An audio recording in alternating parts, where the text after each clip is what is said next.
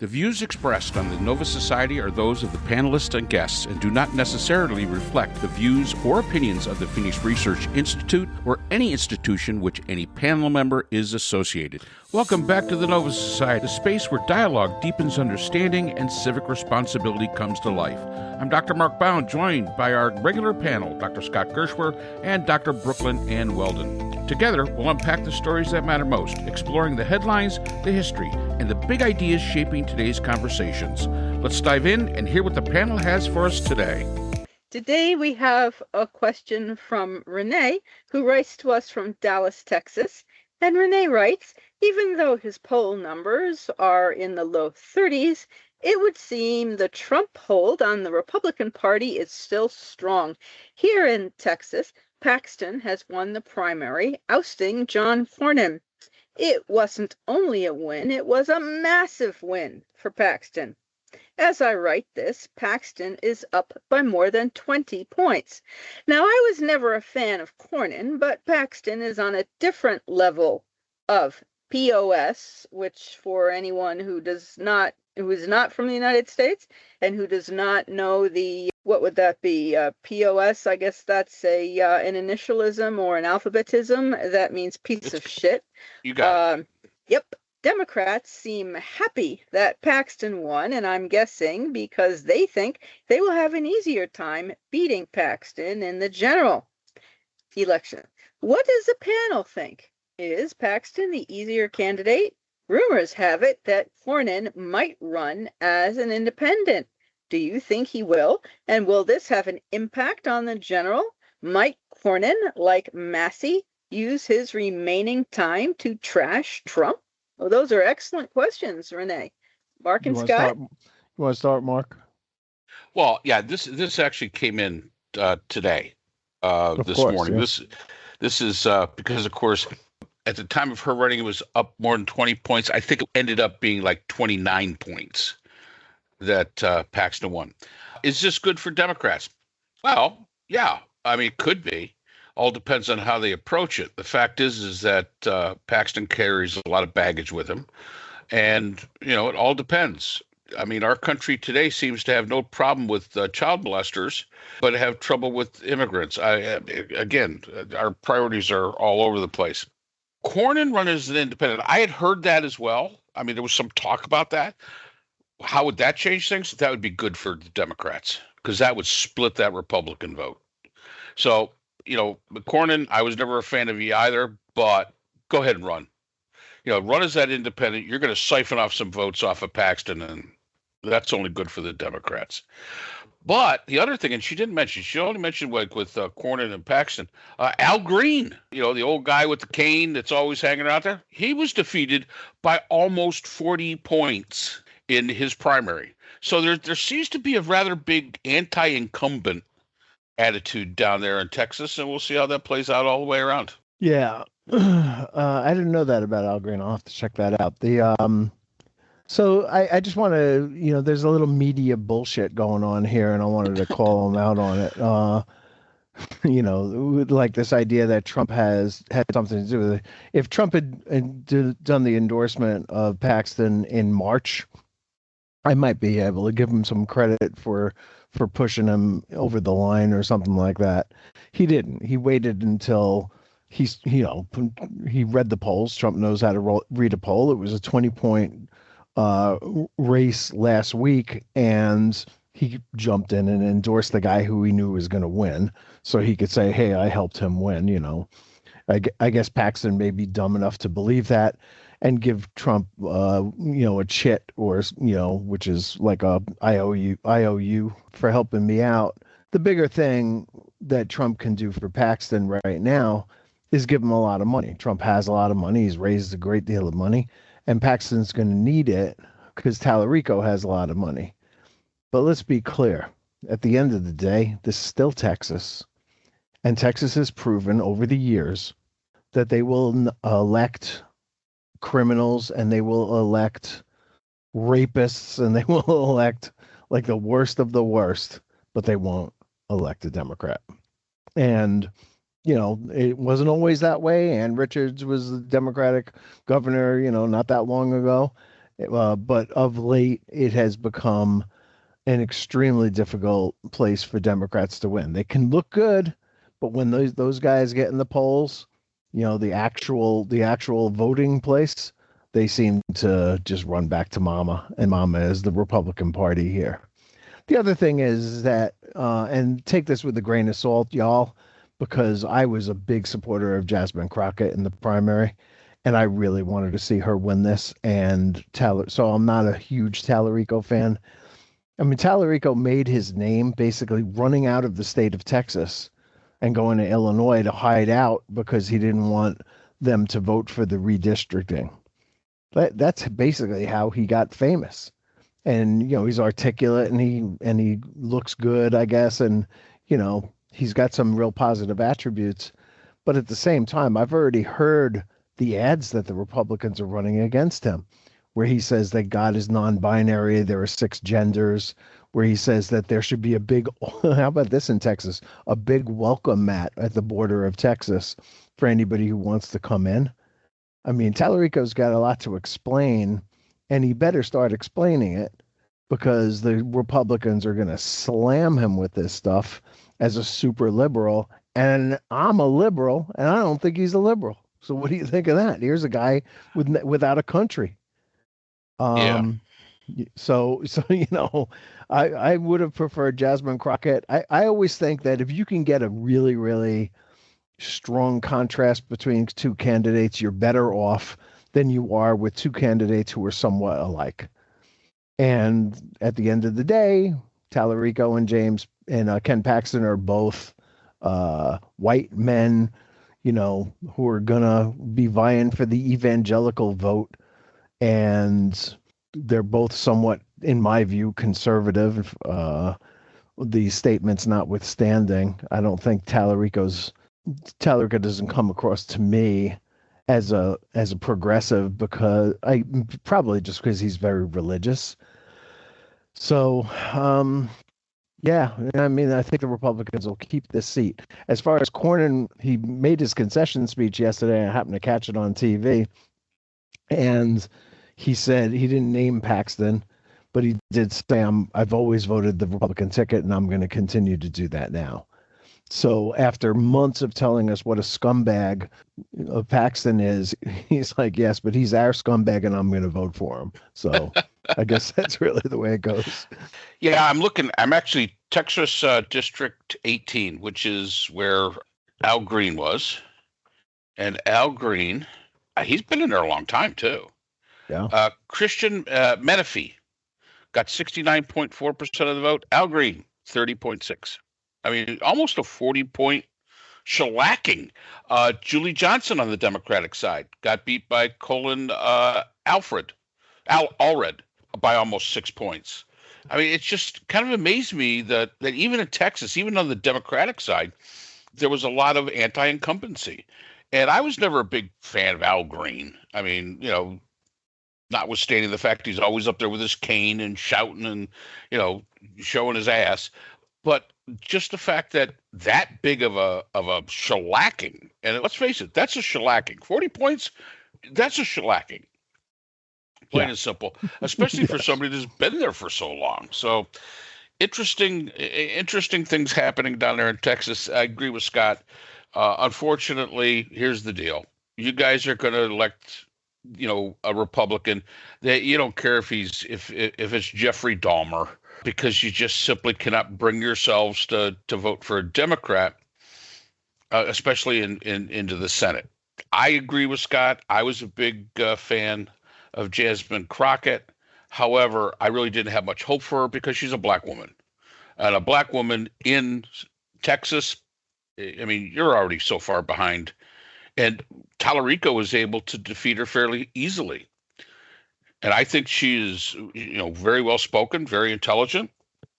And for some reason, even the Democrats down in Texas just are not going to accept a black woman as a representative. So it'll be interesting to see how this all plays out.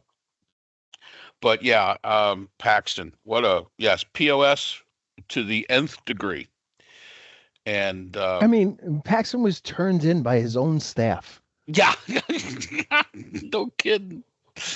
No kidding. His wife hates him. Yeah, everybody, yeah. But again, you're going to vote for the guy regardless, and it's a shame. Is there a possibility the Democrats could win down there? Yeah, I guess. It's also possible the sun isn't going to come up and shine tomorrow. But I don't think it's likely. I would not bet the ranch on it if I was anybody. I'd say, well, it's probably just going to go the way it's going to go. And I agree with Scott. I don't think Tallarico's a very strong candidate anyway. There had to be somebody down there, but Benito O'Rourke has shown that he can't do it. So I don't know. Right, but that's these Texas-wide things are more or less rigged in terms of Republicans. I mean, I saw Colin Allred won primary for a congressional seat, which he had and gave up. I guess in order to run for the Senate, Tallarico's seat was up, and he lost. I believe he lost that seat. So it's all or nothing for Tallarico. He's burned the boats behind him. But you always see, it always looks like somebody's going to come up and win. Like Allred looked like he was going to beat Ted Cruz, but he didn't. And Beto O'Rourke, you mentioned, looked like he was going to beat Ted Cruz, but he didn't. Cornyn been there forever, but he did retire, remember? And when Rick Perry, I think it was, became the energy secretary in 2017, they needed somebody to run, and they dragged him out of retirement. And he ran. So, I don't know. Like Texas is just a weird place. It's not a good place for Democrats, I don't think. There's a couple of little pockets. Yeah. Like around Austin, maybe, and Houston. I didn't even know that. I mean, but don't read too much into it as far as Trump's endorsement is concerned, because he was a Johnny-come-lately in this race altogether. Yeah, I totally agree with that. He's done that before. He does it all the time. Right. Yeah. He waits until it's obvious what's going to happen, and then he endorses, and then he says, "Oh, I only endorse winners." Well, yeah, of course. Right, and Cornyn really did everything he could to suck up to Trump. I think he voted for him 99% of the time. It's just not enough. There's no loyalty is always a one-way street.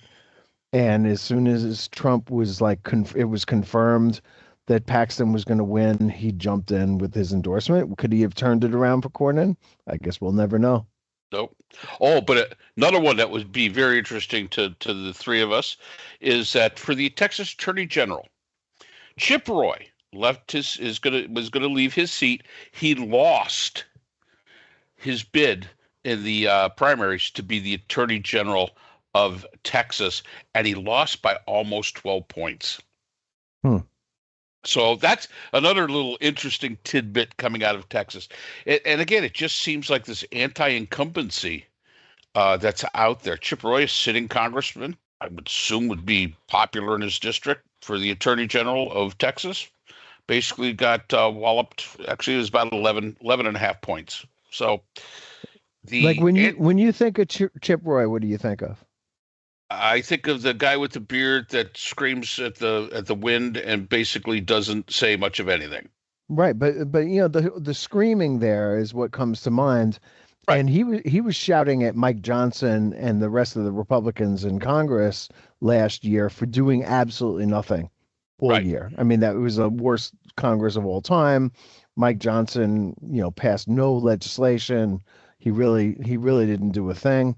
And boy, I tell you, it is, the primary, the way we run primaries in most of these states, including the one that I'm in Connecticut here, it really does kind of suck. I mean, the only reason I'm a Democrat is because I had to vote in a primary, and I could switch my party affiliation to Republican if I thought that there was a reason for me to choose what Republican candidate gets through a primary. But at this point, I haven't seen a Republican who's really worth a damn. I mean, Governor Rowland really ruined it, I think, for the Republicans here by being such a corrupt criminal. And I don't think anybody trusts. And by the way, there was a woman who was running for governor, who's like I want to say she's the mayor of like East or West Hartford, one of those Hartfords.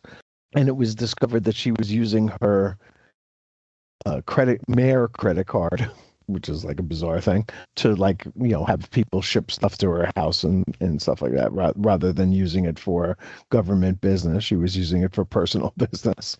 And, she had to drop out of the race. So it's like, it almost seems like the Republicans are just the party of corruption. And in some states it goes over, like Texas, where you have Ken Paxton, inarguably, other than Trump himself, probably the greatest most corrupt politician in America. And somehow Texas, sees fit to hire him. We don't do that here in Connecticut, not even the Republicans. So, yeah. But the primary system is so broken. I was looking at the guy from Pennsylvania who I wanted to be the Speaker of the House. And I saw him on TV last weekend. I want to say Brian Fitzpatrick from Pennsylvania. Mm-hmm.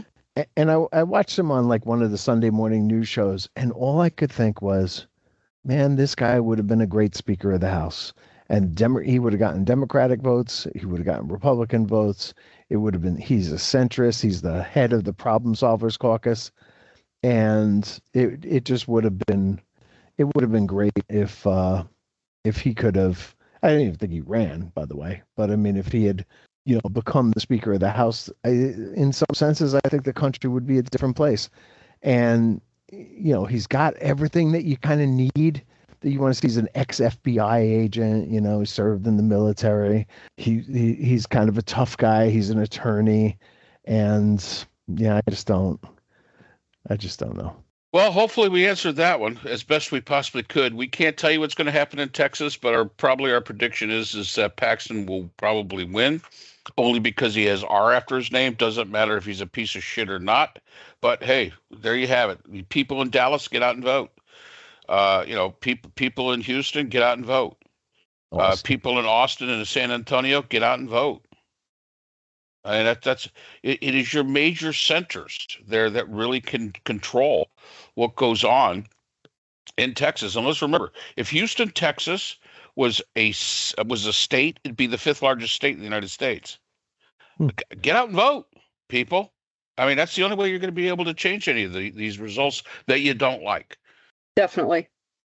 Absolutely vote. So who will be the Attorney General in Texas? This was just primaries, Brooke. Oh, okay.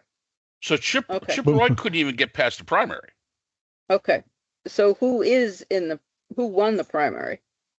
The other guy. That's all I can tell. The other guy won. I'm not. Wait a minute. I'll look it up. His name is Mays Middleton. Mays Middleton. Yes. Yeah. Mays Middleton won the primary. He's a conservative state senator. Yep. And he managed to convince voters that Chip Roy was an anti-Trumper. Okay. Mays Middleton. Sounds like a flavor of ice cream. Okay. It must have been a close one, because Trump didn't endorse anybody in that race, so it was too close to call. Yeah. And the fact is let's remember something. In Texas, you're only talking about the Republican vote for these people. This is, it's same thing like here in South Carolina. I believe it's the same thing in Connecticut. This is not an open primary. Yeah. If you're going to be voting, if you're going to vote in a primary, you have to vote in the party that you're affiliated with. And in a lot of cases, so if you're an independent, you don't even get the opportunity to vote in a primary in most places. So it's the worst. It is the worst, definitely. And that's all the time we have for today's episode. The Nova Society is a production of Nova Society Media, a division of the Phoenix Research Institute. We want to thank our production partners, Buzzsprout, who hosts the Nova Society, Audacity, our editing team, Apple Podcasts, the largest source of podcast and music online, Spotify, the most popular platform for the Nova Society, and iHeartRadio, your destination for all things music and podcasting. The Nova Society is available on all of these and other quality platforms listed in our description. And most importantly, we want to thank you, our listeners. Without your support, the Nova Society could not be possible. If you haven't already, please consider subscribing on the platform of your choice. It's easy, it's free, and helps our channel grow. For questions or comments, you can reach us at nova.society.podcast@gmail.com. So on behalf of Dr. Brooklyn Ann Weldon, Dr. Scott Gershwer, and all of our production partners here at the Nova Society, I'm Dr. Mark Bound. Remember, the true power of society is knowledge. Thank you for listening, and we hope to see you again next time. Hi, everyone. This is JJ, the co-founder of Good Pods. If you haven't heard of it yet, Good Pods is like Goodreads or Instagram, but for podcasts. It's new, it's social, it's different, and it's growing really fast. There are more than 2 million podcasts, and we know that it is impossible to figure out what to listen to. On Good Pods, you follow your friends and podcasters to see what they like. That is the #1 way to discover new shows and episodes. You can find Good Pods on the web or download the app. Happy listening!